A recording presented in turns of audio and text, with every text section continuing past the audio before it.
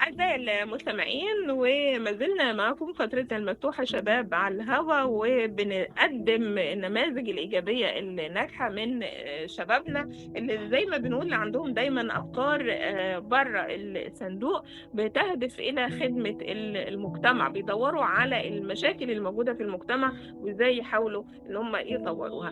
من المشاريع اللي اتقدمت في تحدي الجامعات من جامعة المنصورة، مشروع من المشروعات اللي بتحاول إنها تقضي على اللدغة أو اللدغة اللي ممكن تصيب بعض الشباب أو بعض الفئات من المجتمع.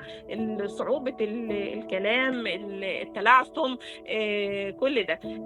هنقرب أكتر من هذه الفكرة من خلال لقائنا مع دكتور أحمد جمال، أخصائي التخاطب والفئات الخاصة، ومن ضمن الفريق المشارك في هذا التطبيق. صباح الخير يا دكتور أحمد. صباح الخير، أهلا بيكي.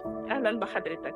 يعني عايزين حضرتك لينا ولكل مستمعينا فكرة عن هذا التطبيق. طيب، هو الموضوع ببساطة إن التطبيق ده بيستهدف كل الأطفال أو البالغين، وبالتحديد الفترة الأخيرة بقى بيستهدف البالغين أكتر، اللي بيعانوا من أي اضطرابات في النطق أو الكلام. يعني ببساطة أي حد عنده مشكلة في نطق بعض الأصوات زي اللثغات، وعشان كده كانت فكرة التطبيق إن هو كان بيستهدف الأشخاص اللي عندهم لثغات أو عندهم اضطرابات بالتحديد في الأصوات، اللي بتخليهم عندهم مشاكل طول الوقت في حياتهم، سواء المهنية أو الأكاديمية، لو هو طالب أو حتى شخص بيشتغل والصوت ده أو الحرف ده عامل له أزمة في حياته، مش عارف يتعامل مع الناس. ممكن يسبب له مشاكل حتى في شغله أو في دراسته. فكان كمان ده بينعكس فكرة. على نفسيته كمان. صحيح، بيأثر على كل حاجة في حياته، مش بس الجزء النفسي ده، في حياته كلها. يعني في ناس ممكن ما تعرفش تخش كلية الشرطة، في ناس ما تعرفش تخش الكليات الحربية بسبب فكرة الأصوات أو المشاكل اللي بتبقى فيها اللثغات.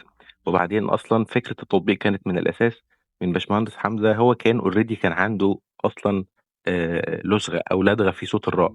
اه. هو أول واحد عمل التطبيق، وفي نفس الوقت اتعالج عليه لأول مرة، وكانت يعني من هنا زي الانطلاقة. ما بنقول كده ان المشكله هي اللي خلته يفكر في هذه الفكره، وان هو يحاول ان هو يقدم فكره يساعد نفسه بيها ويساعد الاخرين.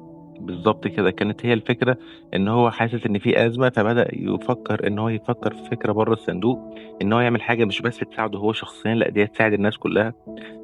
فكانت هي دي فكرة او بداية انطلاق التطبيق. مم. طيب، عباره عن ايه بقى يا دكتور احمد، علشان برضو نبقى مع حضراتكم ازاي نبدا نستخدم هذا التطبيق. التطبيق مكوناته ايه؟ اتعامل معاه ازاي؟ تمام، هو التطبيق في منه نسخة بتشتغل على تليفونات الأندرويد، في نسخة بتشتغل على الاي او اس او تليفونات الابل.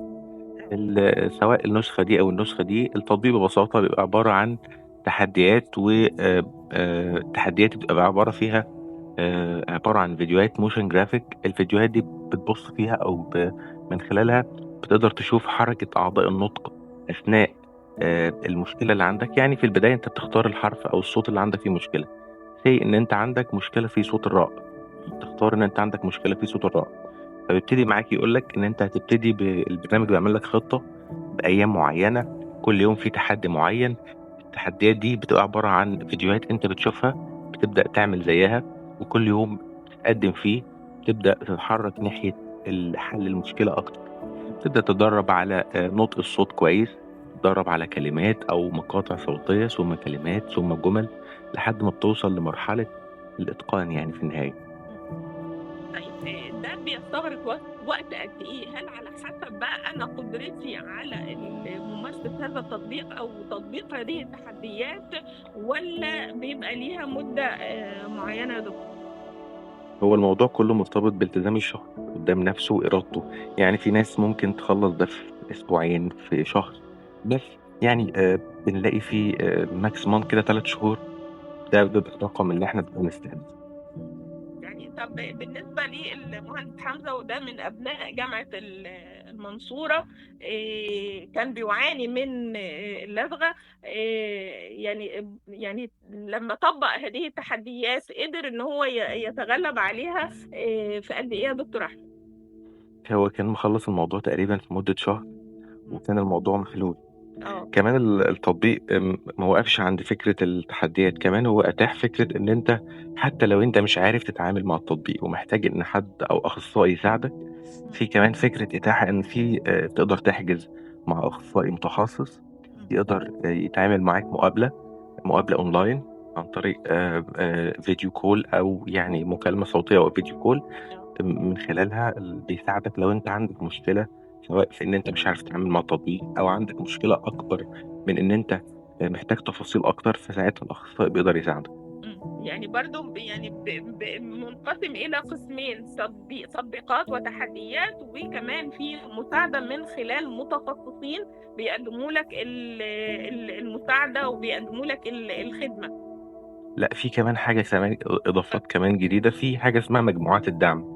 مجموعات الدعم دي عبارة عن نسميها كده غرف كبرى بتحتوي على فكرة تجمع للناس اللي عندهم مشكلة. يعني مثلا ممكن يبقى في غرفة دعم عن الأشخاص اللي بيعانوا من لدغة أو صوت راء، فكلهم بنعمل لهم غرفة بيتجمعوا مع بعض، سواء إن هم يتناقشوا في المشكلة، أو سواء بيكون في أخصائي معاهم بيبدأ يتناقشوا، أو لو عندهم مشاكل أو عندهم تساؤلات، بيكون كل ده متاح على فترات زمنية. دايما في مجموعات دعم من الاستاف بتاعنا أو من التيم بتاع الأخصائيين طول الوقت ده، دعما للحالات أو الناس اللي مستخدمين التطبيق.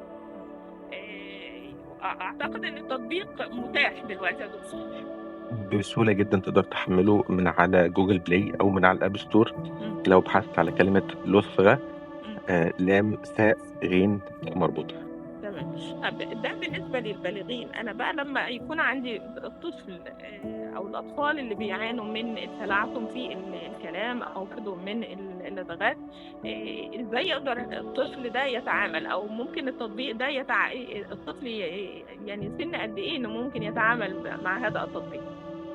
والله هو التطبيق بيستهدف البالغين في الفترة الحالية، ولكن قريب جدا هيكون في نسخة مخصصة للأطفال. جميل. دي حاجة تانية، إن أنت ممكن بسهولة جدا تستخدم التطبيق مع ابنك. يعني لو أنت ولي أمر أو أب أو أم، ممكن تستخدم التطبيق ويا دوب بس هتوجه طفلك بحيث إنه هو ينفذ. يمارس هذه بالظبط. التمارين أو هذه التحديات. بالظبط كده.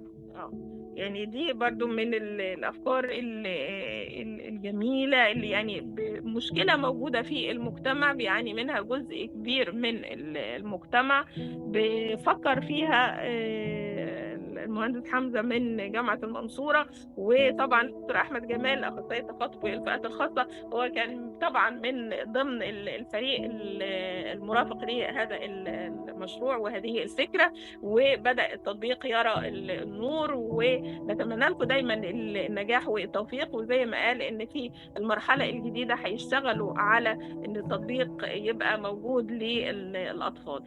تمنياتي لحضراتكم وللفريق بالنجاح، وان فعلا التطبيق يحقق الهدف المرجو منه، وان هو يقدم الخدمه والمساعده لكل من يعاني من اضطرابات في الكلام. الشكر موصول لأعضاء الفريق وتطبيق لغة، والدكتور أحمد الأخصائي التخاطب والفئات الخاصة. تحية كبيرة إلى أبنائنا من جامعة المنصورة.